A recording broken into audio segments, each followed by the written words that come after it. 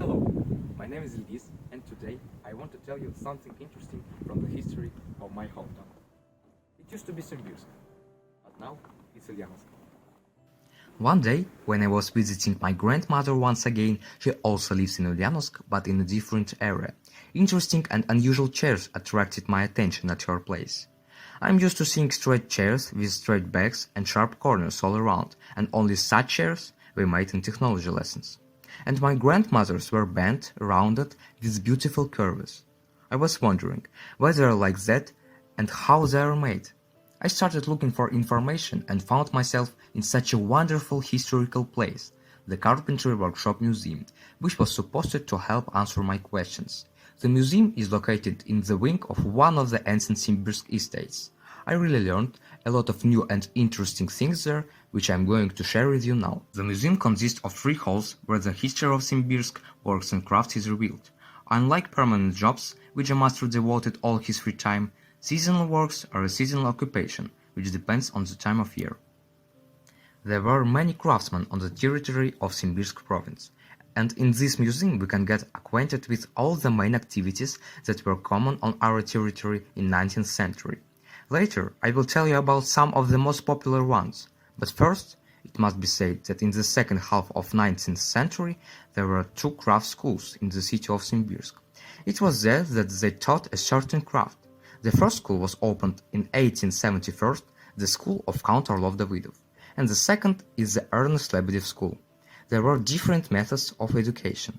At Count Orlov's school, they taught all subjects of the school curriculum, then they studied a specific craft. According to statistics, in 1899 there were about 16,000 workers, and in 1904 more than 18,000 people. And even on Lenin Street, formerly known as Moskovskaya Street, where we are now, there were about 5 workshops. And what do you think was the most popular and developed craft on our territory? Of course, it's woodworking.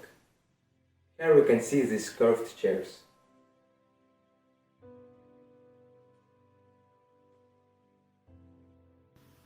As well as tables, sideboards, shelves, decorative items, gingerbread boards.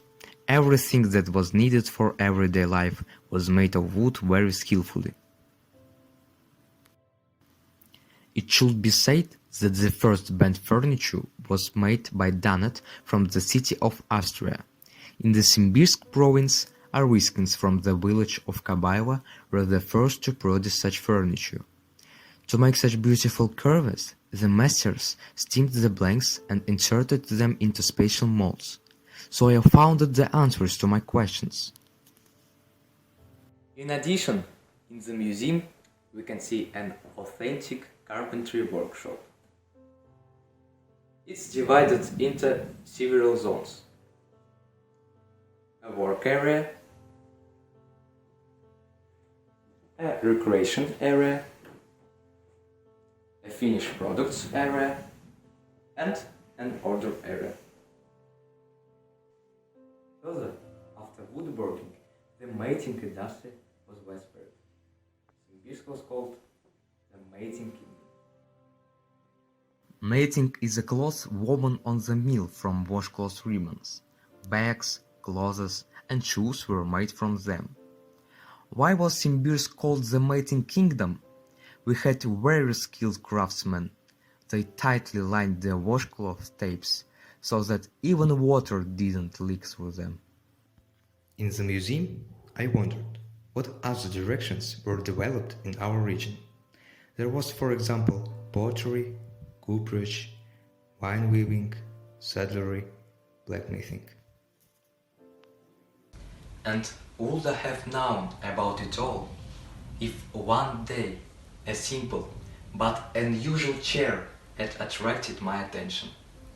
It would seem that such a simple piece of furniture brought me to such a wonderful museum and helped me to learn the history of crafts of our region.